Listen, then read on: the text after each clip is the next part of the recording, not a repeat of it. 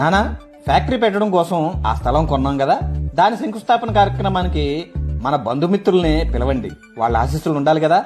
వచ్చిన వాళ్ళు మనస్ఫూర్తిగా ఆశీర్వదిస్తారంటావా? ఒక్కసారి ఆలోచించు. అందుకే కదా మిమ్మల్ని చెప్పమంటున్నాను. మర్చిపోకుండా అందరినీ పిలవండి. సర్లేరా. నానా, ముహూర్తానికి టైం అవుతుంది.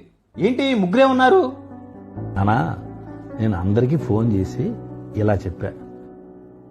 హలో సురేష్ గారు, హలో శర్మ గారు, హలో అల్లుడు గారు, నా కొడుకు పవన్ ఉద్యోగం వదిలేసి ఒక ఫ్యాక్టరీ పెట్టాలని భూమి శంకుస్థాపన చేస్తున్నాడు. దానికి కొంచెం అమౌంట్ తగ్గింది. మీకు తగినంత హెల్ప్ చేయండి. కంగారు పడకండి. కొంచెం కొంచెంగా మీ అమౌంట్ ఇచ్చేస్తాడు. సగం మంది చుట్టాలు ఏదో వంక చెప్పి రాలేదు.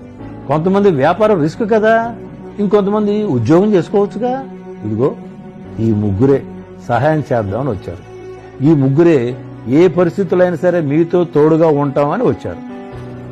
ఒక మాట వినే ఉంటావు, బాగున్నప్పుడు అందరూ మనవాళ్లే, కష్టం వచ్చినప్పుడు అందరూ మాయమైపోతారు.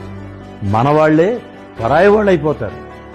కష్టాల్లో కూడా తోడుగా ఉండేవాళ్లే మనవాళ్లు, మన మంచి కోరుకునేవాళ్లు. మీరు తెలుసుకోండి, మన సంతోషం